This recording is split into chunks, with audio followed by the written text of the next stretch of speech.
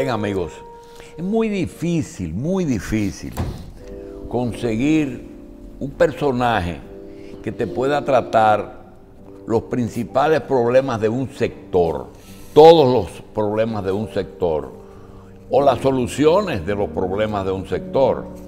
Pero cuando se trata de medicina, esa situación es mucho más difícil, porque nosotros tenemos algunas fallas de origen en el ejercicio de la medicina dominicana, y que hemos seguido dándole secuencia y seguidillas a esos vicios, a esos problemas y a algunas virtudes de que en República Dominicana durante muchos años el ministro de Salud tenía que ser un médico.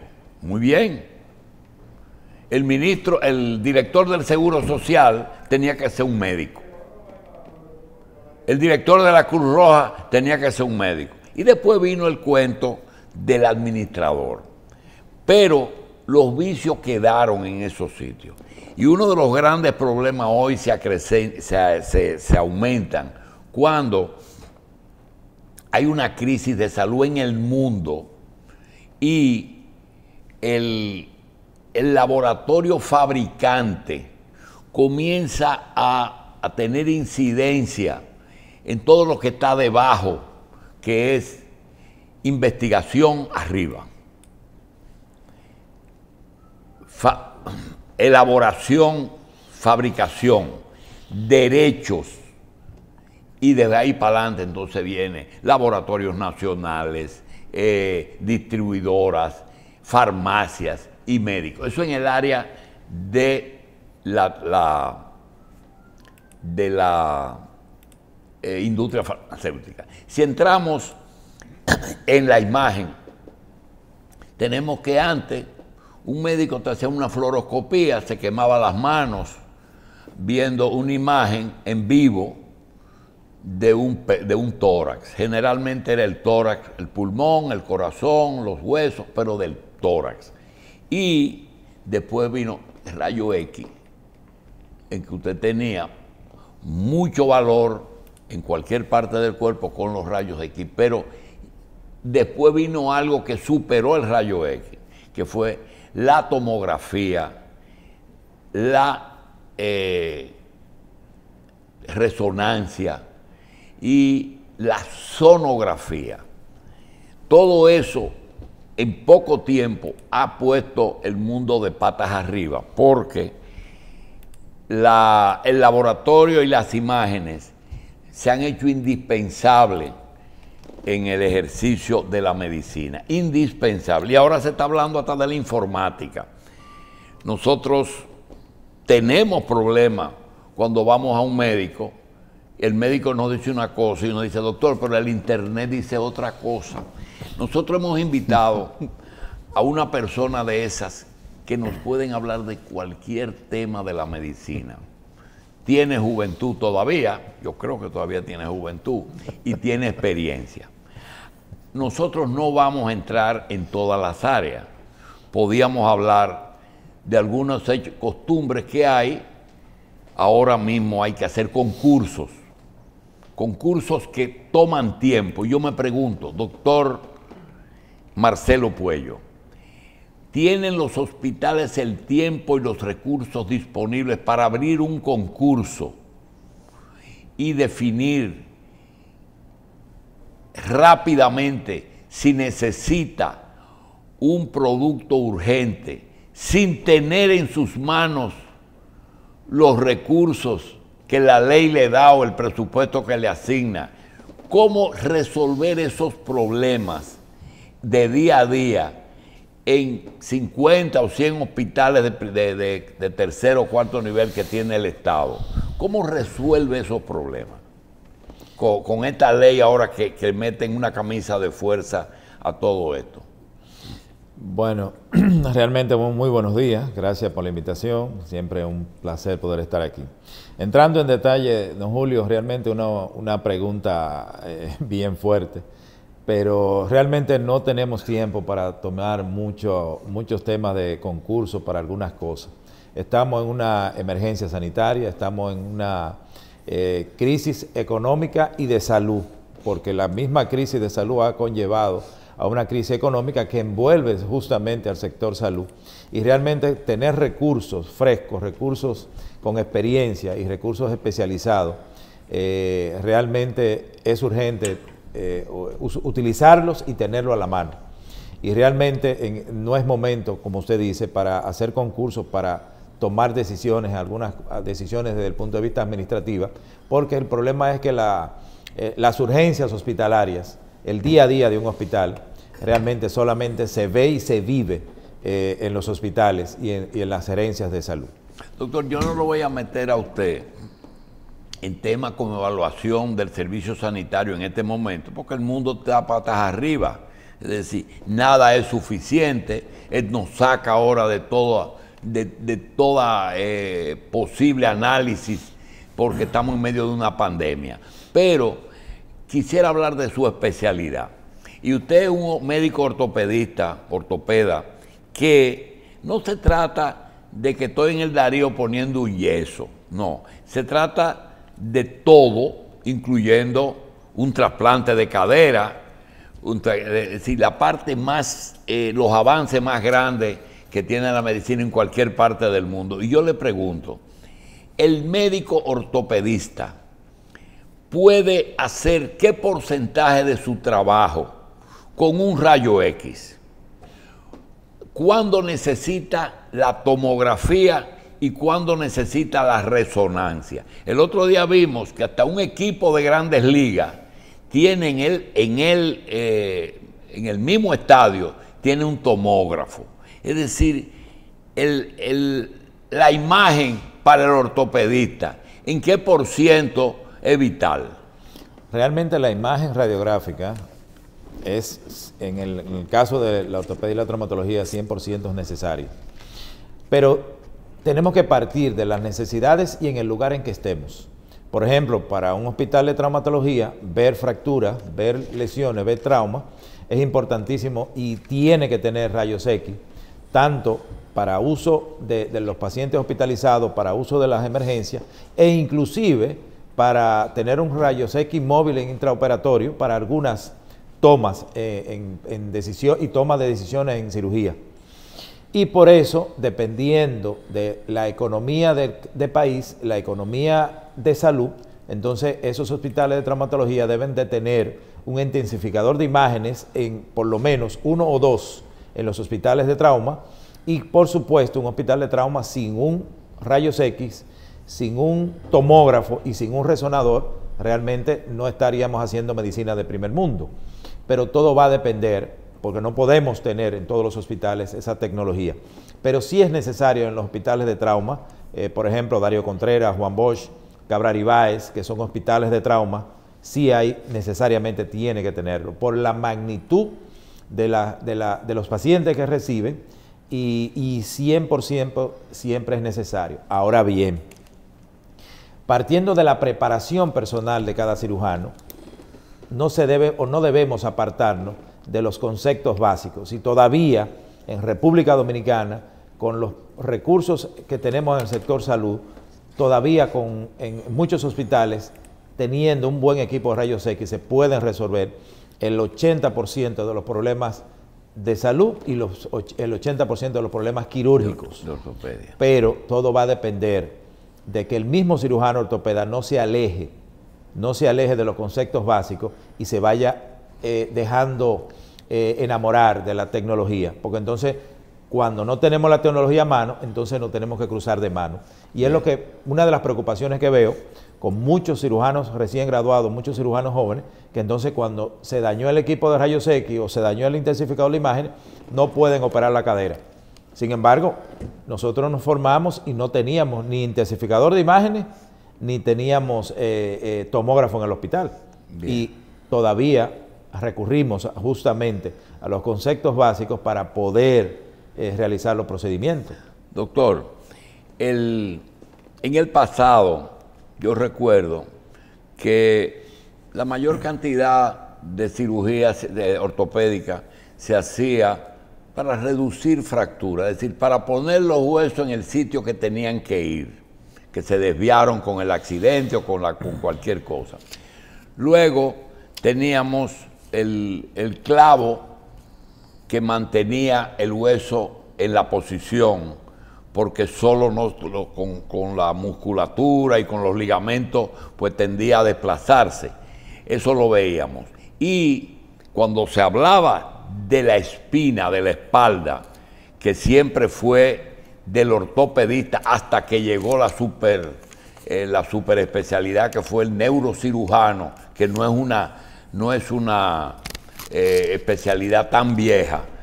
Entonces comenzaron a trabajar con la tuberculosis ósea, metiendo un pedazo de tibia en 2 o 3 vértebras para alinearla. Eso era antes. Hoy usted pertenece al escaso grupo de ortopedistas que manejan las 2 subespecialidades que han eliminado la famosa silla de ruedas. Antes, un viejo se fracturaba una cadera o tenía un problema de rodilla y ya ese era un inválido de por vida y una carga familiar. Y ten cuidado si tú te pones viejo y te fractura una cadera. Sin embargo, tú ves ahora que hacen un trasplante de cadera, le hacen un trasplante de rodilla y esa gente se integra al trabajo, a veces hasta sin silla ni bastón. ¿Cuál es el secreto? Bueno, don Julio, el secreto es la pasión con que usted haga aborde su trabajo, sobre todo en esta especialidad como es la ortopedia y la traumatología. Realmente una persona de edad caerse, romperse la cadera era prácticamente una certificación de muerte a los 6 meses, sí, porque la inamovilidad lo llevaba a una neumonía o una úlcera de apoyo y lamentablemente fallecía. En la medida que la Sociedad Dominicana de Ortopedia se ha abierto al mundo y ha podido ingresar a los congresos internacionales, ha permitido que una gran cantidad de médicos dominicanos ortopedas accesen a manejo de educación continua y a uso y ver tecnología y la misma formación. Eso ha permitido que procedimientos que antes meramente eran ponerle una espica de yeso y dejar al paciente en una cama, ha conllevado a que ahora que el paciente lo operamos mucho más rápido. En el caso de las fracturas de cadera en ancianos, precisamente estoy trabajando en un trabajo que vamos a presentar de los últimos 8 años, en que pacientes por encima de 85 años en adelante con fracturas intertrocantéricas, que era un diagnóstico que conllevaba a la colocación de un clavo con tornillos y placas, pero el paciente no podía pararse hasta los 3 meses porque había que esperar que hiciera una consolidación. Ahora lo estamos llevando a cirugía directo con una prótesis y lo estamos parando al otro día. Y eso ha conllevado a que pacientes, por ejemplo, una serie de pacientes de 90 años, lo estamos operando, al otro día lo ponemos a caminar y tenemos una sobrevida de 7, 8 años de un anciano que debió morir a los 6 meses de la fractura. Y eso es justamente uno de los grandes avances que hemos tenido en la ortopedia dominicana por la integración de equipos de cirujanos jóvenes que han ido de la mano, viendo la cirugía del primer mundo, pero adaptándolo a nuestras necesidades en República Dominicana, precisamente para poder dar un mejor servicio. Bien. Y una de las cosas es que muchos de esos pacientes, nosotros les decimos que deben usar o un andador o un bastón, dependiendo de la edad y de la condición física del paciente, y los pacientes no quieren usar el bastón, llegan con el bastón enganchado.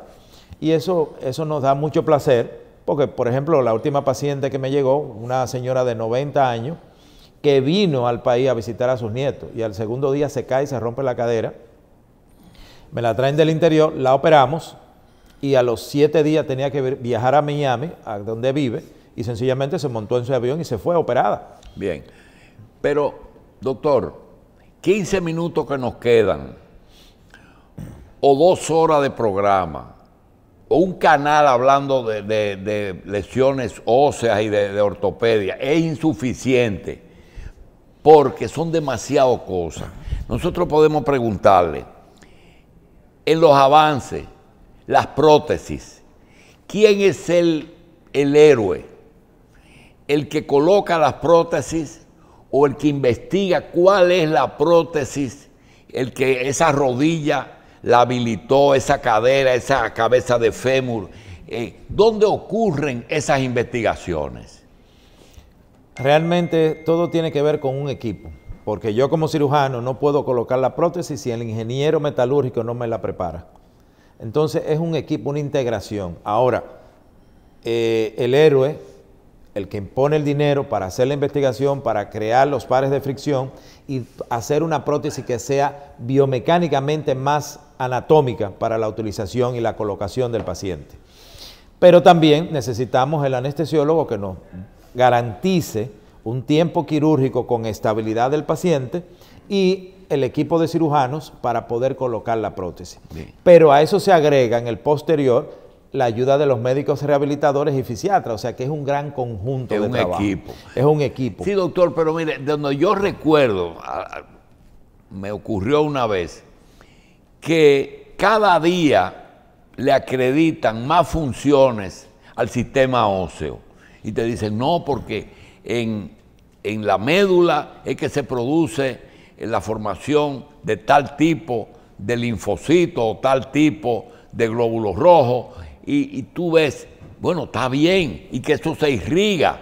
Y dice, pero cuando tú pones la cabeza de un fémur, ¿cómo ustedes le restauran a todo ese entorno una vascularización y una inervación que, sabiendo uno que es metal y que ahí no hay ni inervación ni nada, sino el entorno, esa persona a veces hasta corre, doctor? ¿Cuál es el misterio? Realmente tiene mucho que ver con el factor humano y el conocimiento de la anatomía de la región donde se va a colocar el implante, ya sea cadera, rodilla, hombro o una instrumentación a nivel de la columna. El conocimiento exacto de la anatomía y sobre todo la experiencia que te lo va haciendo el día a día y el reconocimiento de los errores que uno como seres humanos lo tenemos, pero ir reconociendo esos mismos errores y autocriticarte para no cometerlo te va permitiendo hacer un abordaje mucho más simple, un abordaje mucho más anatómico, un abordaje donde lesionemos más para llegar al área anatómica, y eso nos va a permitir la colocación de los implantes adecuados que los ingenieros de biotecnología han permitido que sean implantes lo menos agresivos posible y que permitan una integración, un matrimonio con el lecho donde se va a colocar y con las estructuras blandas que van alrededor. Bien. Pero el éxito tiene mucho que ver con la nobleza en que el cirujano maneje los tejidos blandos hasta llegar al hueso y los cortes óseos que va a hacer de una manera lo más gentil posible. Doctor, en los minutos que nos quedan, le voy a hacer las 3 preguntas que están pendientes. Número 1, la edad en el trasplante. Número 2, el médico general que sale de la universidad ya recién graduado, que le dan su S4, ¿hasta dónde está preparado para enfermedades que tienen que ver con la especialidad suya? Y tercero, ¿cuál es la cobertura que usted tiene la esperanza que algún día les den las ARS a ese tipo de cirugía? Cuando salimos de la universidad aprendemos un poquito de muchas cosas. Un poquito de todo. De muchas cosas que tienen que ver con la salud. En la medida que vamos haciendo nuestra experiencia, que vamos a las pasantías, hay muchas cosas que la universidad no nos la enseña, que nos lo enseña el día a día, nos le enseña el entorno, nos le enseña la experiencia de las personas con las que nos integramos a trabajar. Cuando entramos a hacer una especialidad, entonces se invierte. Tratamos de aprender mucho de cosas muy centradas con la especialidad tal. Por ejemplo, el pediatra va a saber muchas cosas del niño, pero yo como ortopeda no voy a bregar con cosas del niño que tienen que ver con pulmones, con abdomen, y así pasa con el cirujano. O sea, la especialización conlleva a ampliar un rango de conocimiento de una especialidad única, y eso va a permitir entonces la especialización de la cirugía. Con relación a la cobertura, realmente el Estado Dominicano, a través de SENASA, ha conllevado a que la mayoría de las de las ARS, aumenten su cobertura, aumenten el manejo, inclusive y mejora en cuanto a los honorarios de los médicos, porque SENASA, desde que salió, ha permitido una mayor cobertura y un mejor pago de honorario hacia los médicos. Entonces, con la cobertura actual, con los programas actuales que tiene el superior gobierno, eso va a hacer que las ARS privadas tengan que competir con el principal asegurador del Estado Dominicano, que es SENASA, y mejorar inclusive las condiciones y pagos de honorarios y mayor cobertura a sus afiliados, porque de lo contrario se van a ir pasando hacia SENASA. Ya SENASA permite tener un seguro premium como lo tiene Humano, como lo tiene Pali. Inclusive la muchacha de mi casa, la nana de mis hijos, que es como si fuera un familiar de nosotros, tiene mejor seguro que yo, que tengo el seguro de SENASA de las Fuerzas Armadas. Y ella tiene un seguro premium de SENASA que nosotros lo pagamos, y eso va a hacer que también las demás ARS tengan que competir en ese lado y mejore la prestación de servicios. Doctor, ¿el fortalecimiento muscular puede compensar un desgaste óseo? Realmente la parte ósea va de la mano con las estructuras musculares. Por ejemplo, hay lesiones que ocurren a nivel de la columna precisamente por una debilidad del entorno muscular, porque tienen que trabajar paralelo. Y eso pasa con las estructuras alrededor de la cintura escapular. Tú puedes tener un hueso fuerte, pero si las estructuras musculares no están para mover, que son las poleas, entonces vas a tener problemas en cualquier otra de las zonas, porque tiene que ir de la mano. Por eso, muchas de las investigaciones que se han hecho en estos momentos, con el uso del colágeno hidrolizado, con las proteínas, con la glucosamina, con la condritina, se ha demostrado que no es porque van a restaurar el cartílago, sino que van a mantener una fortaleza y una salud del entorno muscular para evitar la debilidad muscular y poder mantener al individuo con una buena movilidad, inclusive con menor rango de dolor. Doctor, cada vez que uno habla con un neurocirujano y habla de emergencia, te hablan del motor, de la motocicleta y de los problemas. ¿Cuál es la fractura más común en el universo del ortopedista? No solamente. La fractura abierta de tibia. Tibia. Tibia, esa es la fractura. Más que cualquier otra. Que el coles, más que cualquier otra fractura, la fractura abierta de tibia, por la cantidad de accidentes de tránsito y sobre todo que tienen que ver con la involucración de los ¿Pero es en el motor o en...? No, en los adultos jóvenes en edad productiva. Pero en el mundo, ¿cuál es la fractura más común? La más común sigue siendo las fracturas abiertas por los accidentes de tránsito. Bien. Ahora, de acuerdo al rango de edad, por ejemplo, en los ancianos, la caída con osteoporosis y la fractura de muñeca, o la fractura de la cadera. Y la fractura de cadera, pero con la muñeca porque se tratan de agarrar. Porque es el tren de aterrizaje. Tú metes la muñeca, sí, tiene una osteoporosis y se rompió la muñeca. Y la fractura de cadera, que siempre existe el debate de si se rompe la cadera y el anciano se cae, o sencillamente tropieza y se cae y se rompe la cadera. Por lo regular, siempre ocurre lo mismo. Va caminando, se tranca el pie, se rompe arriba y entonces cae. Muchas veces una persona se queja de un dolor en la parte anterior de su cuerpo y va al ortopedista, entonces te hablan de la médula, de la espina dorsal. Realmente los huesos que conforman la columna vertebral, es decir, las vértebras una sobre otra, producen mucha patología a los pacientes. Las patologías dolorosas de la columna lumbar, sobre todo, son la principal causa de ausentismo laboral en el mundo. Solamente lo supera el resfriado común. O sea que el dolor ocasionado por la columna lumbar en individuos en edad productiva es una de las principales causas por las que el individuo va a buscar ayuda. Vamos a dar una consulta gratis al Papa. Acaba de aparecer en la noticia que el Papa no hará ningún tipo de actividad hoy por una ciática. ¿Qué es una ciática? Es una compresión radicular a nivel lumbar. ¿Compresión? Radicular. ¿Qué significa? La médula espinal tiene raíces nerviosas que salen por los agujeros de las vértebras. Pero de arriba hasta abajo. De arriba hasta abajo. Entonces tenemos segmentos cervicales, dorsales y lumbares.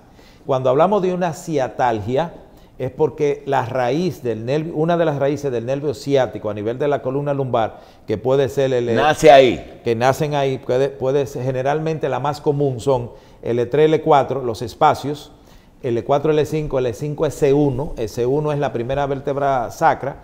Entonces, en esa zona se produce, en la medida en que avanzamos en edad, disminuye el disco intervertebral, que es como una especie de bushing entre una vértebra y otra, y ese disco se va deshidratando, disminuye su grosor, o se va hacia adelante o hacia ¿Con la detrás. enfermedad o con alguna, o con la edad? Puede ser con la edad o con la osteoporosis o con la obesidad que pueda producirse.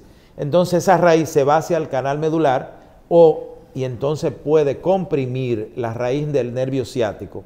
Y eso produce un dolor desde donde él comienza, toda la parte posterior del muslo. Por detrás. Por detrás, hasta que se va hacia adelante y ya abarca tanto el ciático poplito externo como el ciático.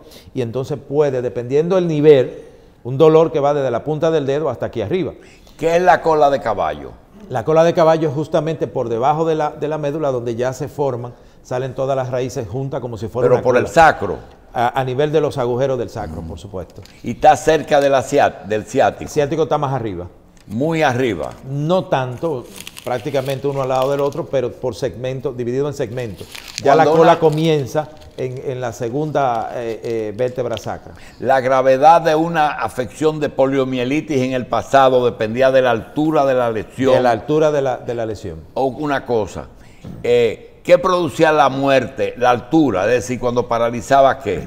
A nivel de las pulmones. tetillas, estamos hablando de T4, hacia arriba, ya cuando hay una lesión a ese nivel, la lesión físicamente puede ocurrir a nivel de T4, pero la lesión neurológica, fisiológica, se va 2 espacios por encima, entonces te puede afectar los centros respiratorios a nivel del cerebelo, y entonces el paciente moría por eso. Bien, señores, como ustedes vieron, cualquiera de los temas tratados por el doctor Marcelo Puello merece un programa. Cadera, rodilla, muñeca, tobillo,